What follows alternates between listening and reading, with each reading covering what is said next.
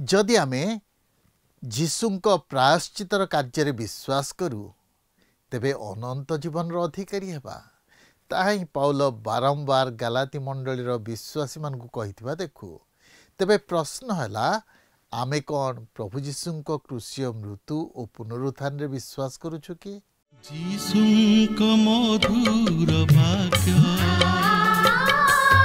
चला पथे साजे दीप अमरी चरण अलिभा आलोक देई जीवनर प्रतिपादे जीवनर प्रतिपादे पढ़ाए से सत्य पथ प्रदर्शिका से जे पथ प्रदर्शिका पथ प्रदर्शिका पथ प्रदर्शिका। प्रिय दर्शक बंधु नमस्कार। प्रभु जीशुंक मधुर नाम रे आपन को पथ प्रदर्शिका कार्यक्रम को स्वागत करूअछि।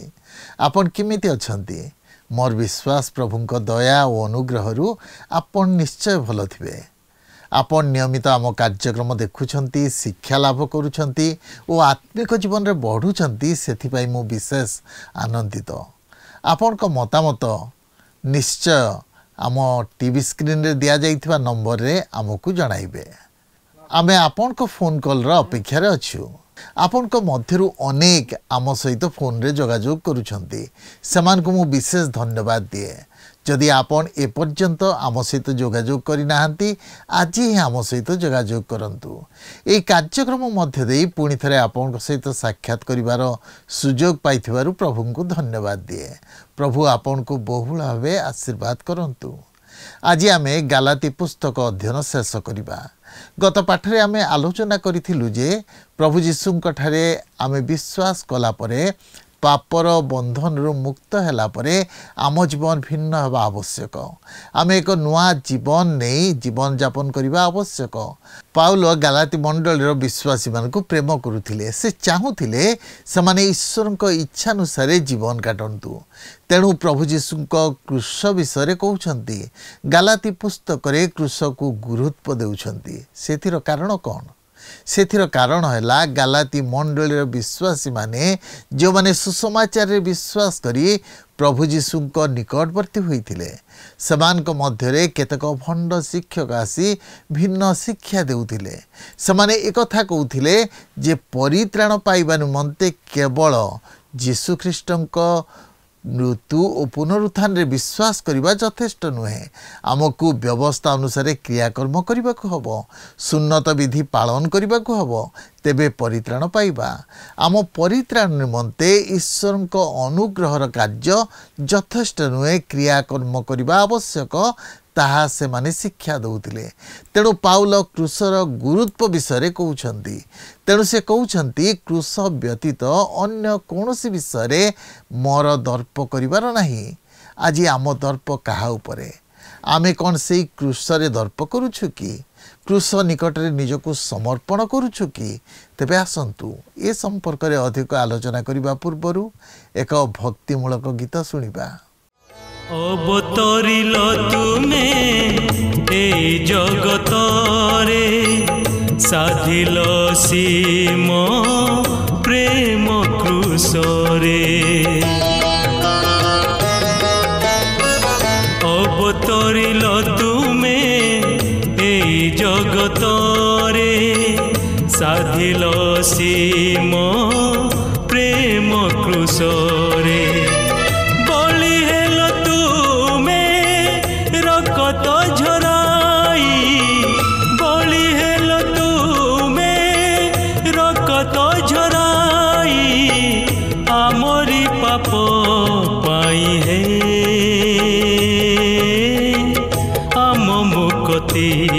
पाई है जीसु है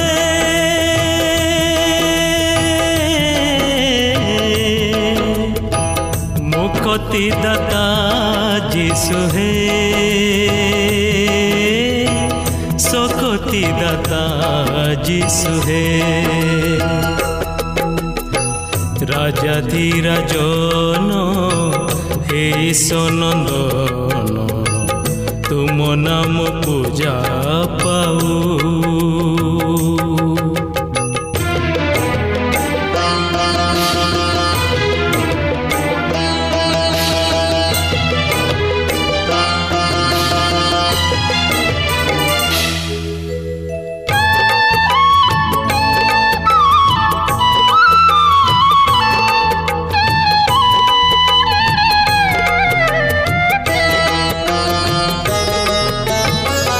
अनुतापरुद आसिअछु नेई, तुमरी परस पाइबा पाई।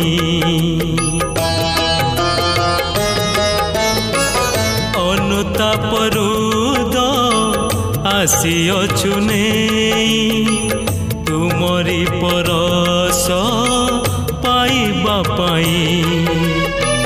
ढाली दियो तुम आशीषर धारा, ढाली दियो तुम आशीषर धारा, चालिबाकु तुम संगरे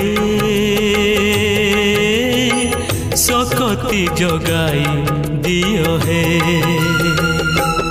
यीशु हे।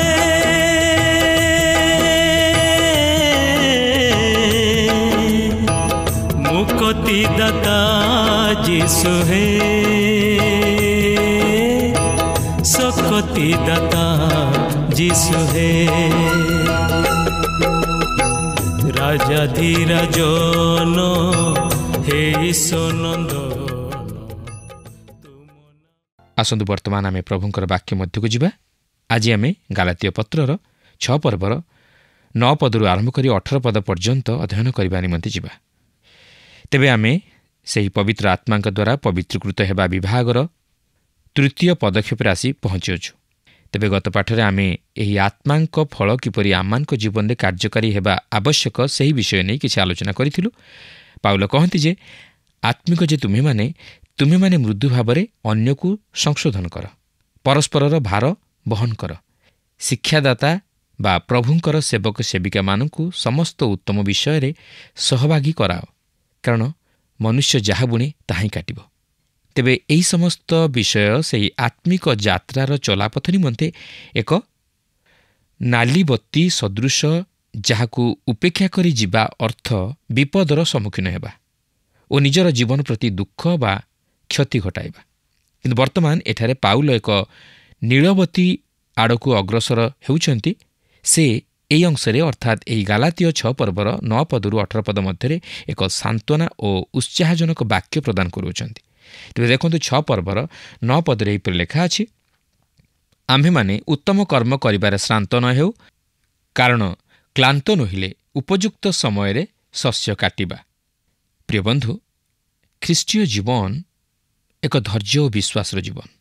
খ্রিস্টীয় জীবন এক সহজ তথা সরল জীবন নুহে, मात्र एक उत्थान और पतनर जीवन, जहाँकि अनेक घात प्रतिघात और बाधाविघ्न तथा प्रतिबंधकर मध्य दे गति करे।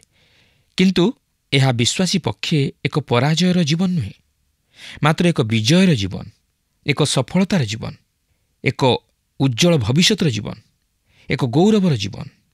प्रिय बंधु, वर्तमान हेउछि ईश्वरक वाक्य वितरण बा बुणीबार समय।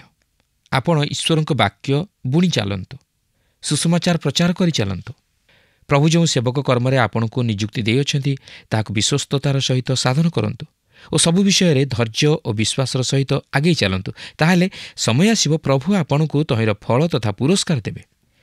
हाँ, आत्मिक जीवन में आगेबाकु हेले और प्रभुଙ୍କ निमंते उत्तम विषय साधन करबाकु हेले और सत्य सपक्ष रे साक्ष्य देबाकु हेले आपण संभवतः समस्या और जटिल परिस्थितिर सम्मुखीन होई पारंती।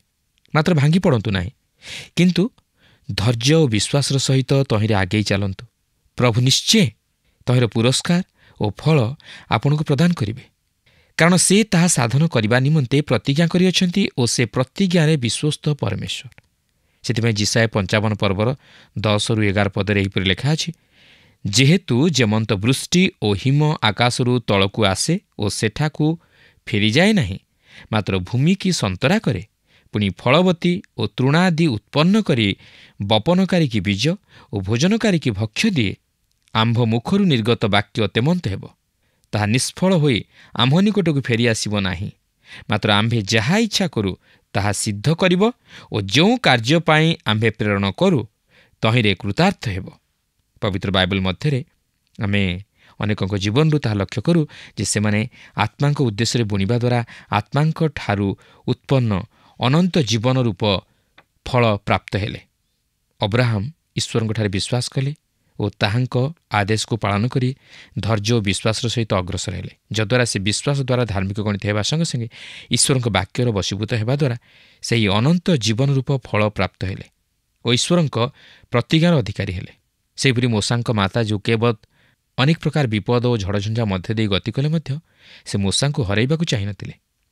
ଈଶ୍ୱର ମଧ୍ୟ ତାହା ଜାଣିପାରି ଯୋକେବଦ୍ଙ୍କୁ ସାହାଯ୍ୟ କରିଥିଲେ। ଯୋକେବଦ୍ ଯଦିଓ ଫାରୋର ଭୟରେ ମୋଶାଙ୍କୁ ରକ୍ଷା କରିବାକୁ ଯାଇ ତାହାଙ୍କୁ ଏକ ପେଡ଼ିରେ ରଖି ନଦୀରେ ଭସାଇ ଦେଇଥିଲେ, ମାତ୍ର ମୋଶା ଫାରୋର ଗୃହରେ ବଢ଼ିଲେ ଓ ଯୋକେବଦ୍ ମୋଶାଙ୍କୁ ସ୍ତନ୍ୟପାନ କରାଇବାଠାରୁ ଆରମ୍ଭ କରି ତାଙ୍କର ସମସ୍ତ ଲାଳନ ପାଳନର ଭାର ନେବା ପାଇଁ ସୁଯୋଗ ପାଇଥିଲେ ଓ ସେ ମୋଶାଙ୍କୁ ଈଶ୍ୱରଙ୍କ ବିଷୟରେ ଓ ସେ କିପରି ଅବ୍ରାହମକୁ ଆହ୍ୱାନ କଲେ ଓ ଇସ୍ରାଏଲ୍ ଜାତି ପ୍ରତି ତାହାଙ୍କର ଯେଉଁ ମହତ୍ ଅଭିମତ ରହିଅଛି ସେହି ସମସ୍ତ ବିଷୟରେ ତାହାଙ୍କୁ ଶିକ୍ଷା ଦେବାରେ ସେ କେବେ ହେଲେ ଅବହେଳା କରିନଥିଲେ। ଆଉ ଦିନ ଆସିଲା, ମୋଶା ଯଦିଓ ମିଶରୀୟ ସଭ୍ୟତା, ସଂସ୍କୃତି ଓ ଶିକ୍ଷା ତଥା ରାଜକୀୟ ପରିବାର ମଧ୍ୟରେ ବଢ଼ିଥିଲେ, ତଥାପି ସେ ସେହିସବୁକୁ ପରିତ୍ୟାଗ କରି ଈଶ୍ୱରଙ୍କ ନିମନ୍ତେ ଓ ତାହାଙ୍କର ନିଜ ଲୋକମାନଙ୍କୁ ସେହି ମିଶରର ଦାସତ୍ୱ ବନ୍ଧନରୁ ଉଦ୍ଧାର କରିବା ନିମନ୍ତେ ବାହାରି ଆସିଥିଲେ। ଦେଖନ୍ତୁ, ଏବ୍ରୀ 11 ପର୍ବର 24-26 ପଦରେ ଲେଖା ଅଛି, ବିଶ୍ୱାସ ଦ୍ୱାରା ମୋଶା ବୟସପ୍ରାପ୍ତ ହେଲା ଉତ୍ତାରେ ଫାରୋଙ୍କର କନ୍ୟାଙ୍କ ପୁତ୍ର ବୋଲି ଖ୍ୟାତ ହେବାକୁ ନାସ୍ତି କଲେ, ପାପର କ୍ଷଣିକ ସୁଖଭୋଗ ଅପେକ୍ଷା ଈଶ୍ୱରଙ୍କ ଲୋକମାନଙ୍କ ସହିତ ବରଂ ଦୁଃଖ ଭୋଗ କରିବାକୁ ସେ ପସନ୍ଦ କଲେ। ପୁଣି ମିଶରର ସମସ୍ତ ଧନ ଅପେକ୍ଷା ଖ୍ରୀଷ୍ଟଙ୍କ ନିନ୍ଦାର ସହଭାଗୀ ହେବା ଶ୍ରେଷ୍ଠତର ଧନ ବୋଲି ମନେ କଲେ, କାରଣ ସେ ପୁରସ୍କାର ଦାନର ସମୟ ପ୍ରତି ଦୃଷ୍ଟିପାତ କଲେ। ପ୍ରକୃତରେ ତାହାଙ୍କ ମାତା ଯୋକେବଦ୍ ଯାହା ବୁଣିଲେ ତାହା କାଟିଲେ। ଏପରିକି ଆମେ ଭକ୍ତ ଦାଉଦଙ୍କ ଜୀବନରେ ମଧ୍ୟ ତାହା ହିଁ ଲକ୍ଷ୍ୟ କରୁ। ଦାଉଦ ଈଶ୍ୱରଙ୍କର ଜଣେ ଅତି ମହାନ ଭକ୍ତ ଥିଲେ। ସେ ଇସ୍ରାଏଲର ଜଣେ ସର୍ବଶ୍ରେଷ୍ଠ ତଥା ମହାନ ରାଜା ଥିଲେ, ମାତ୍ର ତାହାଙ୍କ ଜୀବନର ପାପ ତାହାଙ୍କର ନିଜ ସନ୍ତାନମାନଙ୍କ ଜୀବନରେ ତହିଁର ପ୍ରତିଫଳ ବର୍ତ୍ତାଇଥିଲା। ଦାଉଦଙ୍କ ଜୀବନରେ ଏହା ଏକ ମସ୍ତ ବଡ଼ କଳଙ୍କ ଥିଲା। ମାତ୍ର ଦାଉଦ ଈଶ୍ୱରଙ୍କ ପ୍ରତି ଅତି କ୍ଷୁଧିତ ଓ ତୃଷିତ ଥିଲେ ଓ ସେ ନିଜର ପାପ ନିମନ୍ତେ ଅନୁତାପ କରି ତାହା ସ୍ୱୀକାର କରିବା ଦ୍ୱାରା ଈଶ୍ୱର ତାହାଙ୍କର ପାପ କ୍ଷମା କରିଦେଲେ ଓ ସେ ସେହି ପାପ ଆଉ ତାହାଙ୍କ ଜୀବନରେ ଗଣନା କଲେ ନାହିଁ। ମାତ୍ର ଦାଉଦ ଯେଉଁ ପାପ ବୁଣିଥିଲେ ତହିଁର ଫଳ ସେ ତାହାଙ୍କର ସନ୍ତାନମାନଙ୍କ ଜୀବନରେ କାଟିଲେ। ପ୍ରିୟ ବନ୍ଧୁ, ଆମେ ଯାହା ବୁଣିବା ତାହା ହିଁ କାଟିବା। ତେଣୁ ଆସୁ ଆମେମାନେ ଉତ୍ତମ କର୍ମ କରିବାରେ ଶ୍ରାନ୍ତ ନ ହେଉ, କାରଣ କ୍ଳାନ୍ତ ନୋହିଲେ ଉପଯୁକ୍ତ ସମୟରେ ଶସ୍ୟ କାଟିବା। 6 ପର୍ବର 10 ପଦରେ ଲେଖା ଅଛି, ଅତଏବ ସୁଯୋଗ ଅନୁସାରେ ସମସ୍ତଙ୍କର, ବିଶେଷତଃ ଏକ ପରିବାରଭୁକ୍ତ ବିଶ୍ୱାସୀ ସମସ୍ତଙ୍କର ମଙ୍ଗଳ କରୁ। ବର୍ତ୍ତମାନ ପାଉଲ କହନ୍ତି, ଆମ୍ଭେମାନେ ଉତ୍ତମ କର୍ମ ସାଧନ କରିବା ଉଚିତ, ଅନ୍ୟମାନଙ୍କର ମଙ୍ଗଳ ସାଧନ କରିବା ଉଚିତ। ଆଜି ମଧ୍ୟ ଅନେକେ ଉତ୍ତମ ତଥା ମଙ୍ଗଳ ବିଷୟ ସାଧନ କରନ୍ତି, କିନ୍ତୁ ଏହି ଉତ୍ତମ କର୍ମ ଏକ ଉପଯୁକ୍ତ ମୂଳଦୁଆ ଉପରେ ପ୍ରତିଷ୍ଠିତ ହେବା ଉଚିତ। ଆଉ ସେହି ଉତ୍ତମ ମୂଳଦୁଆ ହେଉଛି ଈଶ୍ୱରଙ୍କ ଅନୁଗ୍ରହ ରୂପ ସୁସମାଚାର ଓ ଈଶ୍ୱରଙ୍କ ଆତ୍ମାରେ ପରିଚାଳିତ ହେବା। ଯେତେବେଳେ ଆପଣ ଈଶ୍ୱରଙ୍କ ଆତ୍ମାରେ ପରିଚାଳିତ ହୁଅନ୍ତି, ସେତେବେଳେ ଆପଣଙ୍କ ଜୀବନରେ ସେହି ଆତ୍ମାଙ୍କ ଫଳ ଉତ୍ପନ୍ନ ହୁଏ। ଏହାପରେ ଆପଣ ଉତ୍ତମ ବିଷୟ ସାଧନ କରିବା ନିମନ୍ତେ ଆଗେଇ ଯାଆନ୍ତି। ଆପଣ ସମସ୍ତଙ୍କ ପ୍ରତି ଉତ୍ତମ ବିଷୟ ସାଧନ କରିବେ, ବିଶେଷତଃ ଅନ୍ୟ ଖ୍ରୀଷ୍ଟ ବିଶ୍ୱାସୀମାନଙ୍କ ପ୍ରତି ମଧ୍ୟ ମଙ୍ଗଳ ବିଷୟ ସାଧନ କରିପାରିବେ। ଏହାପରେ ଆମେ ଏହି ଗାଲାତୀୟ ପତ୍ରର ଶେଷ ଭାଗର ମୁଖ୍ୟ ବିଭାଗ ମଧ୍ୟକୁ ଆସୁଅଛୁ। 3 ପ୍ରକାରର ହସ୍ତଲିଖନ ଏହି ଶେଷ ବିଭାଗ ମଧ୍ୟରେ ପ୍ରକାଶ କରାଯାଇଅଛି। ପ୍ରଥମଟି ପାଉଲଙ୍କ ନିଜର ହସ୍ତଲିପି। 6 ପର୍ବର 11 ପଦରେ ଲେଖା ଅଛି, ଦେଖ କିପରି ବଡ଼ ବଡ଼ ଅକ୍ଷରରେ ମୋହର ନିଜ ହସ୍ତରେ ମୁଁ ତୁମମାନଙ୍କ ନିକଟକୁ ଲେଖିଅଛି। ଏହା ପାଉଲଙ୍କର ଦୁର୍ବଳ ଦୃଷ୍ଟିଶକ୍ତିକୁ ପ୍ରକାଶ କରେ। ପାଉଲ ତାହାଙ୍କ ଶରୀରରେ ଯେଉଁ କଣ୍ଟକ ବହନ କରିଥିଲେ ତାହା ତାହାଙ୍କର ଦୁର୍ବଳ ଦୃଷ୍ଟିଶକ୍ତିକୁ ପ୍ରକାଶ କରେ। ଏହା ତାଙ୍କର ଶାରୀରିକ ପୀଡ଼ା ସ୍ୱରୂପ ଥିଲା। ଏହା ହିଁ ତାହାଙ୍କର ଦୃଷ୍ଟିଶକ୍ତିର ସମସ୍ୟା ଥିଲା। ଆପଣଙ୍କର ମନେଥିବ ସେ ସେମାନଙ୍କୁ ଏଥିପୂର୍ବରୁ କହିସାରିଛନ୍ତି, କାରଣ ମୁଁ ତୁମମାନଙ୍କ ପକ୍ଷରେ ସାକ୍ଷ୍ୟ ଦେଉଅଛି ଯେ ସମ୍ଭବ ହୋଇଥିଲେ ତୁମେମାନେ ଆପଣା ଆପଣାର ଚକ୍ଷୁ ଉତ୍ପାଟନ କରି ମୋତେ ଦେଇଥାନ୍ତ। ତେଣୁ ଏଥିରୁ ଜଣାଯାଏ ଯେ ପାଉଲଙ୍କ ଦୃଷ୍ଟିଶକ୍ତିର ସମସ୍ୟା ଥିଲା। ସେଥିପାଇଁ ସେ ସେମାନଙ୍କ ନିକଟକୁ ବଡ଼ ବଡ଼ ଅକ୍ଷରରେ ଲେଖିଥିଲେ। ପାଉଲ ଯେତେବେଳେ ରୋମିଓ ମଣ୍ଡଳୀ ନିକଟକୁ ପତ୍ର ଲେଖିଲେ, ସେ ଜଣେ ସେକ୍ରେଟାରୀଙ୍କୁ ତାହା ଲେଖିବା ନିମନ୍ତେ ନିର୍ଦ୍ଦେଶ ଦେଲେ ଓ ସେହି ପତ୍ରର ଉପସଂହାରରେ ପାଉଲ ସେହି ସେକ୍ରେଟାରୀଙ୍କୁ କହିଲେ, ବର୍ତ୍ତମାନ ତୁମେ ଯଦି ତୁମର ଶୁଭେଚ୍ଛା ପତ୍ରରେ ରଖିବାକୁ ଚାହଁ ତାହେଲେ ଆଗେଇ ଯାଅ ଓ ଏହା କର। ତେଣୁ ରୋମିଓ 16 ପର୍ବର 22 ପଦରେ ଆମେ ସେକ୍ରେଟାରୀଙ୍କର ନମସ୍କାର ପ୍ରଦାନର ବିଷୟକୁ ଲକ୍ଷ୍ୟ କରିବାକୁ ପାରୁ। ସେଠାରେ ଏହିପରି ଲେଖା ଅଛି, ଏହି ପତ୍ର ଲେଖକ ଯେ ମୁଁ ତର୍ତ୍ତୀୟ, ମୁଁ ପ୍ରଭୁଙ୍କ ନାମରେ ତୁମମାନଙ୍କୁ ନମସ୍କାର ଜଣାଉଅଛି। କିନ୍ତୁ ସେ ଯାହା ହେଉନା କାହିଁକି ପାଉଲ ଯେତେବେଳେ ଗାଲାତୀୟମାନଙ୍କ ନିକଟକୁ ପତ୍ର ଲେଖିଲେ ସେ କ୍ରୋଧାନ୍ୱିତ ଥିଲେ। ସେ ଶୁଣିଥିଲେ ଯେ ସେମାନେ ବ୍ୟବସ୍ଥା ସହିତ ସୁସମାଚାରକୁ ମିଶାଇ ଦେଇଥିଲେ। ଆଉ ଯେତେବେଳେ ତାହା ହୋଇଅଛି ସେତେବେଳେ ଈଶ୍ୱରଙ୍କ ଅନୁଗ୍ରହଜନକ ସୁସମାଚାର ସମ୍ପୂର୍ଣ୍ଣ ନଷ୍ଟ ହୋଇଯାଇଛି। ସେ ଜଣେ ସେକ୍ରେଟାରୀଙ୍କ ଆଗମନ ନିମନ୍ତେ ଅପେକ୍ଷା କରିପାରିଲେ ନାହିଁ। ସେ ନିଜେ ତାହା ସେମାନଙ୍କ ପାଖକୁ ଲେଖିବା ନିମନ୍ତେ ବସି ପଡ଼ିଲେ। ଏହାପରେ ଆସନ୍ତୁ ବର୍ତ୍ତମାନ ପାଉଲଙ୍କ ଜୀବନର ସାକ୍ଷ୍ୟ ବିଷୟ ନେଇ କିଛି ଲକ୍ଷ୍ୟ କରିବାକୁ ଯିବା। 6 ପର୍ବର 12 ପଦରେ ଲେଖା ଅଛି, ଯେଉଁମାନେ ବାହ୍ୟ କ୍ରିୟାକର୍ମ ଦ୍ୱାରା ସୁଖ୍ୟାତି ପାଇବାକୁ ଇଚ୍ଛା କରନ୍ତି ସେମାନେ ତୁମମାନଙ୍କୁ ସୁନ୍ନତ ହେବା ପାଇଁ ବାଧ୍ୟ କରନ୍ତି। ଖ୍ରୀଷ୍ଟଙ୍କ କ୍ରୁଶ ହେତୁ ସେମାନେ ଯେପରି ତାଡ଼ନା ଭୋଗ ନ କରନ୍ତି, କେବଳ ସେଥି ନିମନ୍ତେ ତାହା କରନ୍ତି। ତେବେ ବିଜାତୀୟ ଖ୍ରୀଷ୍ଟ ବିଶ୍ୱାସୀମାନଙ୍କ ମଧ୍ୟରେ ସୁନ୍ନତ ହେବା ବିଷୟ ନେଇ ଜିହୁଦୀୟ ଖ୍ରୀଷ୍ଟ ବିଶ୍ୱାସୀମାନେ ଯେଉଁ ଚାପ ପକାଇ ସେମାନଙ୍କୁ ବାଧ୍ୟ କରାଉଥିଲେ, ତାହା କେବଳ ସେମାନେ ଅନ୍ୟ ଜିହୁଦୀମାନଙ୍କ କ୍ରୋଧ ଓ ବିଚାରକୁ ଭୟ କରି ତହିଁରୁ ରକ୍ଷା ପାଇବା ଆଶାରେ ସେହିପରି କରୁଥିଲେ।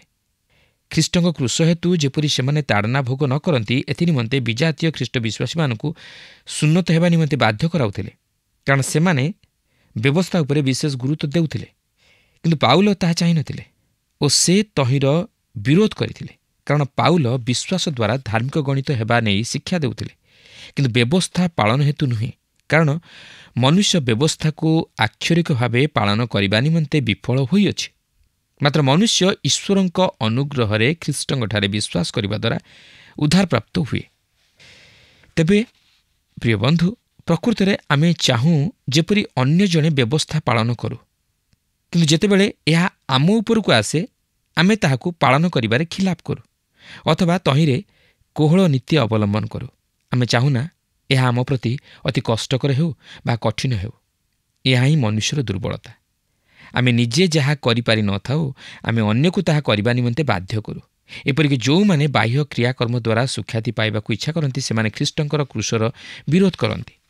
ଏହାପରେ ଆମେ ଦେଖୁଛୁ 6 ପର୍ବର 13 ପଦରେ ଲେଖା ଅଛି, କାରଣ ଯେଉଁମାନେ ସୁନ୍ନତ ବିଧି ସମର୍ଥନ କରନ୍ତି ସେମାନେ ନିଜେ ସୁଦ୍ଧା ବ୍ୟବସ୍ଥା ପାଳନ କରନ୍ତି ନାହିଁ, ବରଂ ସେମାନେ ଯେପରି ତୁମମାନଙ୍କ ଶରୀର ସମ୍ବନ୍ଧରେ ଗର୍ବ କରିପାରନ୍ତି ଏଥିପାଇଁ ସେମାନେ ତୁମମାନଙ୍କୁ ସୁନ୍ନତ କରାଇବାକୁ ଇଚ୍ଛା କରନ୍ତି। ତେବେ ସେହି ବିଜାତୀୟ ଖ୍ରୀଷ୍ଟ ବିଶ୍ୱାସୀମାନଙ୍କୁ ସୁନ୍ନତ ହେବା ନିମନ୍ତେ ବାଧ୍ୟ କରିବା ଦ୍ୱାରା ଜିହୁଦୀୟମାନେ ସେମାନଙ୍କୁ ବ୍ୟବସ୍ଥାର ଅଧୀନ କରାଇ ନିଜେ ତହିଁର ବାହାଦୁରୀ ନେବାକୁ ଚାହୁଁଥିଲେ। ଏକ କୌତୁହଳର ବିଷୟ ହେଉଛି ଯେ ଯେଉଁମାନେ ବ୍ୟବସ୍ଥାର ଅଧୀନ ହେବାକୁ ଦାବି କରୁଥିଲେ ସେମାନେ ସେହି ବ୍ୟବସ୍ଥା ଅନୁଯାୟୀ ଜୀବନଯାପନ କରିପାରୁନଥିଲେ, ଯାହାକି ପାଉଲ ଏଠାରେ ଅତି ସ୍ପଷ୍ଟ ଭାବେ ପ୍ରକାଶ କରନ୍ତି। ଆଜି ମଧ୍ୟ ଅନେକ ସେହିପରି ପାର୍ବତ୍ୟ ଉପଦେଶ ଅନୁଯାୟୀ ଜୀବନଯାପନ କରିବାକୁ କହି ଛଳନା କରନ୍ତି। ସେମାନେ ସେହି ପାର୍ବତ୍ୟ ଉପଦେଶକୁ ଗୁରୁତ୍ୱ ଦିଅନ୍ତି, ମାତ୍ର ତଦନୁଯାୟୀ ଜୀବନଯାପନ କରିପାରନ୍ତି ନାହିଁ, କାରଣ ଏହା ମନୁଷ୍ୟ ପକ୍ଷେ ସହଜ ବିଷୟ ନୁହେଁ। ଏହାପରେ 14 ପଦରେ ଲେଖା ଅଛି, କିନ୍ତୁ ଆମ୍ଭମାନଙ୍କ ପ୍ରଭୁ ଯୀଶୁଖ୍ରୀଷ୍ଟଙ୍କର କ୍ରୁଶ ବ୍ୟତୀତ ଆଉ କାହିଁରେ ଦର୍ପ କରିବା ମୋଠାରୁ ଦୂରେ ଥାଉ।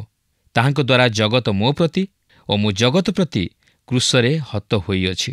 ପାଉଲ ଏଠାରେ ଅତି ଚମତ୍କାର ଉକ୍ତି ପ୍ରକାଶ କରନ୍ତି। ପାଉଲ ଓ ଜଗତ ମଧ୍ୟରେ ଗୋଟିଏ ବିଷୟ ଥିଲା, ଆଉ ତାହା ହେଉଛି ଖ୍ରୀଷ୍ଟଙ୍କ କ୍ରୁଶ। ଆଉ ତାହା ହିଁ ଆଜି ପ୍ରତ୍ୟେକ ଖ୍ରୀଷ୍ଟ ବିଶ୍ୱାସୀ ଓ ଜଗତ ମଧ୍ୟରେ ସ୍ଥାନ ପାଇବା ଆବଶ୍ୟକ। ଯେଉଁ କ୍ରୁଶ ପ୍ରତି ଦୃଷ୍ଟି କରିବା ଦ୍ୱାରା ମନୁଷ୍ୟ ନିଜର ଦୋଷ ଦୁର୍ବଳତାକୁ ସ୍ମରଣ କରିପାରିବ ଓ ମନୁଷ୍ୟ ନିଜକୁ ଅତି ଅଯୋଗ୍ୟ ତଥା ଅଧମ ବୋଲି ଚିନ୍ତା କରିପାରିବ।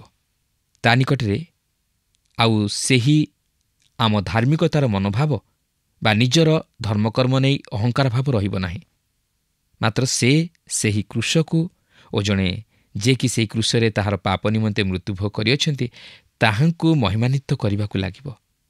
ସେହି ପାଉଲଙ୍କ ପରି କହିବାକୁ ଲାଗିବ, ସେ ଖ୍ରୀଷ୍ଟଙ୍କ ଦ୍ୱାରା ଜଗତ ମୋ ପ୍ରତି ଓ ମୁଁ ଜଗତ ପ୍ରତି କୃଷରେ ହତ ହୋଇଅଛି। ପ୍ରିୟ ବନ୍ଧୁ, ପାଉଲ ନିଜର ବ୍ୟକ୍ତିଗତ ଜୀବନରେ ତାହା ଅନୁଭବ କରିଥିଲେ। ସେଥିପାଇଁ ସେ ଏଠାରେ ଆଉ କାହାର ନାମ ନେଉନାହାନ୍ତି, ମାତ୍ର ନିଜର ବ୍ୟକ୍ତିଗତ ଜୀବନର ସାକ୍ଷ୍ୟ ଦେଉଅଛନ୍ତି।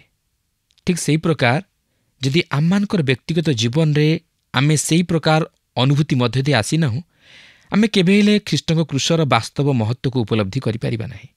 ବାସ୍ତବରେ ସେହି କୃଷରେ ଅଛି ଖ୍ରୀଷ୍ଟ ଯୀଶୁଙ୍କର ଅନାବିଳ ପ୍ରେମ, ଶାନ୍ତି, ବିଶ୍ରାମ। ବାସ୍ତବରେ ସେହି ପ୍ରଭୁ ଶ୍ରୀଖ୍ରୀଷ୍ଟ ଆମମାନଙ୍କ ନିମନ୍ତେ ସେହି କୃଷରେ ସମସ୍ତ କିଛି ବହନ କରିଅଛନ୍ତି। ଆଉ ସେହି କୃଷ ହିଁ ଆଜି ଆମମାନଙ୍କ ଜୀବନରେ ସ୍ଥାନ ପାଇବା ଆବଶ୍ୟକ। ମୋର ବ୍ୟକ୍ତିଗତ ଜୀବନରେ ଆଉ ଜଗତ ମଧ୍ୟରେ କୃଷ ହିଁ ସ୍ଥାନ ପାଇବା ଆବଶ୍ୟକ। ପ୍ରିୟ ବନ୍ଧୁ, ଆଜି ଆମେ କାହାକୁ ଲକ୍ଷ୍ୟ କରି ଏହି ଜଗତରେ ଜୀବନଯାପନ କରୁଅଛୁ? ଆଜି କେବେ ଆମମାନଙ୍କର ପାପମୟ ଜୀବନକୁ ଆମେ ସମୀକ୍ଷା କରିଛୁ? ଯଦି ଆମେ ସମୀକ୍ଷା କରିବା, ତାହେଲେ ପ୍ରଭୁ ଶ୍ରୀଖ୍ରୀଷ୍ଟଙ୍କର ସେହି ଅମୂଲ୍ୟ ପ୍ରେମକୁ ଆମମାନେ ଉପଲବ୍ଧି କରିପାରିବା, ଆଉ ତାହା କେବଳ ତାହାଙ୍କର ସେହି କୃଷ୍ୟ ମୃତ୍ୟୁ ମଧ୍ୟ ଦେଇ। ତେଣୁ ଆସୁ ପ୍ରଭୁ ଶ୍ରୀଖ୍ରୀଷ୍ଟଙ୍କର ସେହି କୃଷ୍ୟ ମୂଲ୍ୟର ବାସ୍ତବ ମହତ୍ତ୍ୱକୁ ଉପଲବ୍ଧି କରିବା ପାଇଁ ଚେଷ୍ଟା କରୁ।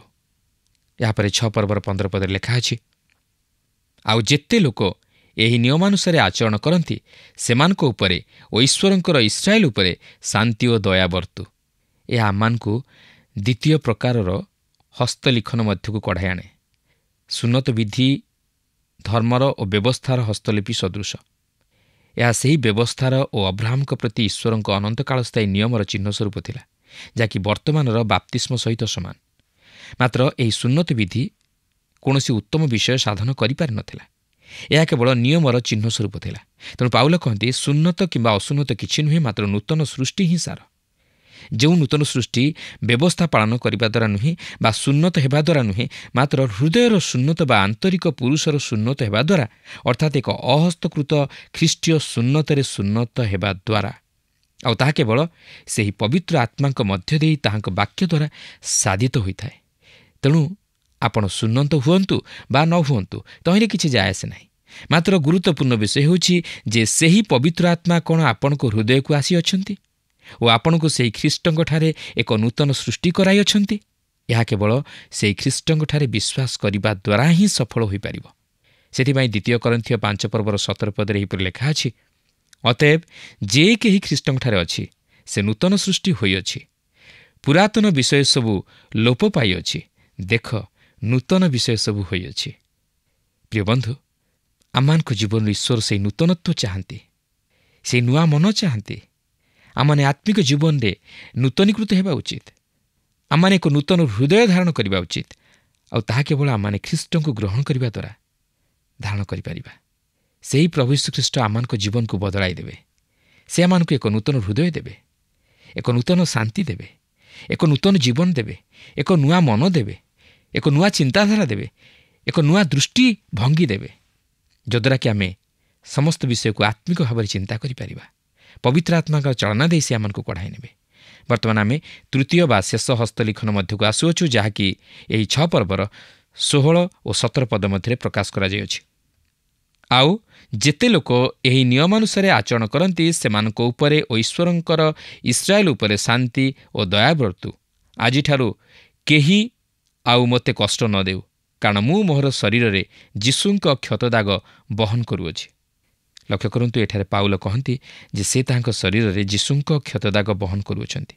ତେବେ ଏଠାରେ ଏହି ଗାଲାତୀୟ ଖ୍ରୀଷ୍ଟ ବିଶ୍ୱାସୀମାନଙ୍କୁ ପ୍ରେରିତ ପାଉଲ କହନ୍ତି, ମୁଁ ଅତି ଗଭୀର ଭାବପ୍ରବଣତାର ସହିତ ଓ ଏକ ନିଶ୍ଚିତ ବୋଧ ନେଇ ତୁମମାନଙ୍କ ନିକଟକୁ ଏହା ଲେଖୁଅଛି। ଯଦି ତୁମେମାନେ ଜାଣିବାକୁ ଚାହଁ ଯେ ମୁଁ ତୁମମାନଙ୍କ ନିକଟକୁ ଯାହା ସବୁ ଲେଖିଅଛି ତହିଁରେ ବିଶ୍ୱାସ କରୁଛି କି ନାହିଁ, ଓ ଯଦି ଏହି ସମସ୍ତ ବିଷୟ ମୋ ଜୀବନରେ ବାସ୍ତବରେ ଘଟିଅଛି ବୋଲି ତୁମମାନେ ଜାଣିବାକୁ ପାର, ତାହେଲେ ମୋହର ଶରୀରକୁ ଦେଖ, ସେହି ସମସ୍ତ କ୍ଷତ ଦାଗକୁ ଦେଖ, ସେହି ସମସ୍ତ ଚିହ୍ନକୁ ଦେଖ। ମୁଁ ବିଶ୍ୱାସ କରେ ଯେ ଆଜି ମଧ୍ୟ ପ୍ରଭୁ ଯୀଶୁ ତାହାଙ୍କ ବିଶ୍ୱାସୀମାନଙ୍କ ଜୀବନରେ ଅନେକ ଘଟଣା ଲିପିବଦ୍ଧ କରି ରଖିଅଛନ୍ତି। କିନ୍ତୁ ଆଜି କ'ଣ ଆମର ସେହିପରି ଅନୁଭୂତି ଅଛି କି? ତେବେ ଏଠାରେ ଆମେ ଦେଖୁ ଯେ ସୁନ୍ନତ ବିଧି ଆପଣଙ୍କୁ ସାହାଯ୍ୟ କରିପାରିବ ନାହିଁ। ଏହା କେବଳ ଏକ ବାହ୍ୟ ଚିହ୍ନ। ପାଉଲ କହନ୍ତି ଏହା କିଛି ନୁହେଁ। ଯଦିଓ ସେ ନିଜେ ସୁନ୍ନତ ହୋଇଥିଲେ, କିନ୍ତୁ ସେ ତାହାଙ୍କ ଶରୀରରେ ଓ ଜୀବନରେ ପ୍ରଭୁ ଯୀଶୁଙ୍କର କ୍ଷତ ଚିହ୍ନ ବହନ କଲେ। ଆମ ବିଶ୍ୱାସ କରେ ଆଜି ମଧ୍ୟ ପ୍ରଭୁ ଯୀଶୁ ତାଙ୍କର ଲୋକମାନଙ୍କ ଜୀବନରେ ସେହି ଚିହ୍ନ ଛାପିବାକୁ ଚାହାନ୍ତି। ଆଜି କ'ଣ ଆମେ ଖ୍ରୀଷ୍ଟଙ୍କ ନିମନ୍ତେ ସମସ୍ତ ପ୍ରକାର ନିନ୍ଦା, ଅପମାନ ତଥା ତାଡ଼ନା ସହ୍ୟ କରିବା ନିମନ୍ତେ ପ୍ରସ୍ତୁତ ଅଛୁ କି? ଶେଷରେ 18 ପଦରେ ପାଉଲ ଏହିପରି କହନ୍ତି, ହେ ଭାଇମାନେ, ଆମ୍ଭମାନଙ୍କ ପ୍ରଭୁ ଯୀଶୁଖ୍ରୀଷ୍ଟଙ୍କର ଅନୁଗ୍ରହ ତୁମମାନଙ୍କ ଆତ୍ମାର ସହବର୍ତ୍ତୀ ହେଉ। ଆମେନ୍। ଦେଖନ୍ତୁ, ପାଉଲ ଶେଷରେ ଈଶ୍ୱରଙ୍କ ଅନୁଗ୍ରହ ସେମାନଙ୍କ ପ୍ରତି ବର୍ତ୍ତାଇ ଏହି ପତ୍ରଟି ସମାପ୍ତ କରନ୍ତି। ତାହେଲେ ପ୍ରଭୁଙ୍କର ଅଭିମତ ଆମମାନଙ୍କର ଜୀବନ ମଧ୍ୟ ଦେଇ ସଫଳ ହୋଇପାରିବ ଏବଂ ପ୍ରଭୁ ଗୌରବାନ୍ୱିତ ହୋଇପାରିବେ ଏବଂ ଆମମାନେ ସେହି ସ୍ୱର୍ଗୀୟ ପୁରସ୍କାରର ଅଧିକାରୀ ହୋଇପାରିବା। ପ୍ରଭୁ ପ୍ରତ୍ୟେକଙ୍କୁ ଏହି ସଂକ୍ଷିପ୍ତ ଆଲୋଚନା ମଧ୍ୟ ଦେଇ ଆଶୀର୍ବାଦ କରନ୍ତୁ। ଆଶା କରୁ ଆଜିର କାର୍ଯ୍ୟକ୍ରମ ଆପଣଙ୍କୁ ନିଶ୍ଚୟ ଭଲ ଲାଗିଥିବ ଓ ଆପଣ ଆତ୍ମିକ ଜୀବନରେ ଉପକୃତ ହେଉଥିବେ। ଆମେ ଲକ୍ଷ୍ୟ କଲୁ ଯେ ପାଉଲ ଗାଲାତି ମଣ୍ଡଳୀର ବିଶ୍ୱାସୀମାନଙ୍କୁ ଉତ୍ସାହିତ କରି କହୁଛନ୍ତି ଯେ ସେମାନେ ଯେପରି ଉତ୍ତମ କାର୍ଯ୍ୟ କରିବାରେ କ୍ଳାନ୍ତ ନ ହୁଅନ୍ତି। ଉତ୍ତମ କାର୍ଯ୍ୟ କରିବାର ଉତ୍ସ କେବଳ କୃଷ ଅଟେ। ଯଦି ଆମ ଜୀବନରେ କୃଷକୁ ଗୁରୁତ୍ୱ ନ ଦେଉ, ପ୍ରଭୁ ଯୀଶୁଙ୍କ କ୍ରୁଶୀୟ ମୃତ୍ୟୁରେ ବିଶ୍ୱାସ ନ କରୁ, ତେବେ ଆମେ ନୂତନ ବ୍ୟକ୍ତିରେ ପରିଣତ ହୋଇପାରିବା ନାହିଁ। କାରଣ ପ୍ରଭୁ ଯୀଶୁ ଆମ ପାପର ପ୍ରାୟଶ୍ଚିତ ନିମନ୍ତେ କ୍ରୁଶ ଉପରକୁ ଗଲେ ଓ ନିଜକୁ ବଳୀକୃତ କଲେ। ଆମେ ଯଦି ଯୀଶୁଙ୍କ ପ୍ରାୟଶ୍ଚିତ କାର୍ଯ୍ୟରେ ବିଶ୍ୱାସ କରୁ, ତେବେ ଅନନ୍ତ ଜୀବନର ଅଧିକାରୀ ହୋଇପାରିବା। ତାହିଁ ପାଉଲ ବାରମ୍ବାର ଗାଲାତି ମଣ୍ଡଳୀର ବିଶ୍ୱାସୀମାନଙ୍କୁ କହିଥିବା ଦେଖୁ। ତେବେ ପ୍ରଶ୍ନ ହେଲା, ଆମେ ଯୀଶୁଙ୍କ କ୍ରୁଶୀୟ ମୃତ୍ୟୁ ଉପରେ ଓ ପୁନରୁତ୍ଥାନ ଉପରେ ବିଶ୍ୱାସ କରୁଛୁ କି, ଯାହା ଆମ ପାପରୁ ଆମକୁ ମୁକ୍ତି ଦେଇପାରିବ? ଆଜି ତ ଆମ ସମୟ ଶେଷ ହେଲାଣି। ପରବର୍ତ୍ତୀ କାର୍ଯ୍ୟକ୍ରମରେ ପୁଣି ଆପଣଙ୍କ ସହିତ ସାକ୍ଷାତ ହେବ। ଆପଣଙ୍କ ଠାରୁ ବିଦାୟ ନେବା ପୂର୍ବରୁ ଆସନ୍ତୁ ପ୍ରାର୍ଥନା କରିବା। ଦୟାଳୁ ସ୍ୱର୍ଗସ୍ଥ ପିତା, ଆମେ ତୁମର ଧନ୍ୟବାଦ କରୁଅଛୁ। ତୁମ କୃଷୀୟ ପ୍ରେମ ପାଇଁ ଆମେ ତୁମର ଗୌରବ କରୁଅଛୁ। ପ୍ରଭୁ, ତୁମେ କୃଷରେ ନିଜ ଜୀବନ ଦେଲ, ଯେପରି ପ୍ରଭୁ ଆମମାନେ ପାପରୁ ମୁକ୍ତ ହେବୁ, ଏକ ନୂଆ ଜୀବନ ଯାପନ କରିବୁ। ପ୍ରଭୁ, ସେଥିପାଇଁ ଆମେ ତୁମର ଧନ୍ୟବାଦ କରୁଅଛୁ। ପ୍ରଭୁ, କୃଷ ବ୍ୟତୀତ ଅନ୍ୟ କୌଣସି ବିଷୟ ଆମମାନଙ୍କୁ ପରିତ୍ରାଣ ଦେଇନପାରେ, କାରଣ କୃଷରେ ତୁମେ ଆମମାନଙ୍କର ପରିତ୍ରାଣର କାର୍ଯ୍ୟ ସାଧନ କଲ। ପ୍ରଭୁ, ଧନ୍ୟବାଦ ଦେଉଅଛୁ। ଆମମାନଙ୍କୁ ସାହାଯ୍ୟ କର ତୁମର ସେହି କୃଷୀୟ ମୃତ୍ୟୁରେ ବିଶ୍ୱାସ କରିବା ପାଇଁ। ତୁମ ପୁନରୁତ୍ଥାନରେ ବିଶ୍ୱାସ କରିବୁ, ତୁମ ନିକଟବର୍ତ୍ତୀ ହେବୁ। ସେହି ଅନୁଗ୍ରହ ତୁମେ ଆମମାନଙ୍କୁ ଦାନ କର। ତୁମେ ଆମମାନଙ୍କ ପ୍ରାର୍ଥନା ଶୁଣିଲେ ଧନ୍ୟବାଦ ଦେଇ ଏହି ପ୍ରାର୍ଥନା ଆମମାନଙ୍କ ନିମନ୍ତେ ପ୍ରାଣ ଦେଇଥିବା ପ୍ରିୟ ଯୀଶୁଙ୍କ ନାମରେ ମାଗିଲୁ, ଆମେନ୍। ବହୁତ ବହୁତ ଧନ୍ୟବାଦ। ପ୍ରଭୁ ଆପଣଙ୍କୁ ଆଶୀର୍ବାଦ କରନ୍ତୁ। ଗତ ପ୍ରଶ୍ନର ଉତ୍ତରଟି ହେଉଛି ଏ ଈଶ୍ୱର।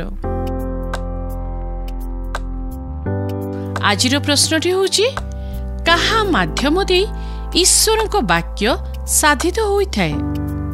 ଏ ମନୁଷ୍ୟ, ବି ପବିତ୍ର ଆତ୍ମା, ସି ଫାରୁସି, ଡି ଜ୍ଞାନୀ।